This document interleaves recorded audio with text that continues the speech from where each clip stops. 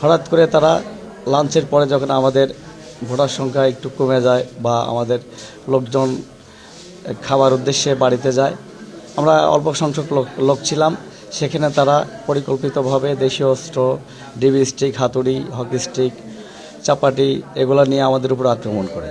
এবং আমরা এখানে কিছু সোশ্যাল মিডিয়াতে ভিডিও ভাইরাল হচ্ছে, আপনারা হয়তো দেখেছেন, যেখানে তারা পরিকল্পিতভাবে বারবার আমাদেরই আঘাত করতেছিল, আমাদের ফ্যামিলি যারা ছিল বা আজ আমরা যারা ওই ভোটার সংগ্রহের দায়িত্বে ছিলাম তাদের উপরে বারবার আক্রমণ করতেছিল। এই ঘটনার সুষ্ঠু তদন্ত করে দোষীদের উপযুক্ত শাস্তি চাই। জামাতের লোকজন মানে ওই টোকন নিয়ে লাগাইছে যে ভুয়া ভোট দিতে যাচ্ছে, এই কথা বলা নিয়ে মনে করেন মানে কথা কাটাকাটি করতে করতে মনে করেন ওরা এসে এই রকমের বাড়ি শুরু করে দিয়েছে। আমাদের লোক জানতেইছে তো পরাজয় হচ্ছে, কারণ ওরা তো এই ধরনের আর কি বন্ধ করার জন্য আর কি এটা একটা ঘটনাটা পরিকল্পনা করে এই একটা ঘটনা ঘটাচ্ছে। এখন আমরা আর কি চাবো, এখন আমরা বিচার চাই। কালকে আমরা ছিলাম হচ্ছে স্বেচ্ছাসেবক হিসাবে কাজ করতেছিলাম।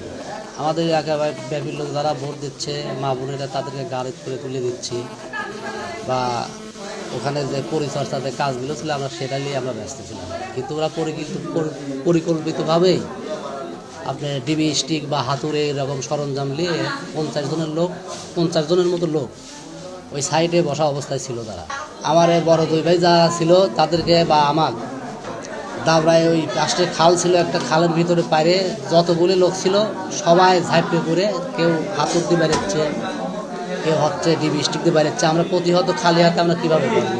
দেখেন আমাদের অবস্থা। 71-এর দালাল রাজাকার তারা আসলে তাদের জ্ঞান হারিয়ে ফেলেছিল। তারা পরিকল্পিতভাবে ভোটটা স্থগিত কীভাবে করা যায়, এই কেন্দ্রের ভোট এবং এই ফল সারা বাংলাদেশে কীভাবে প্রভাব ফেলানো যায়, এই জন্য পরিকল্পিতভাবে ডিবি স্টিক, হাতুর এবং অন্যান্য দেশীয় অস্ত্রশস্ত্র এবং পরবর্তীতে একটি ফায়ারের শব্দ আমরা শুনেছি নিয়ে হামলা চালায়।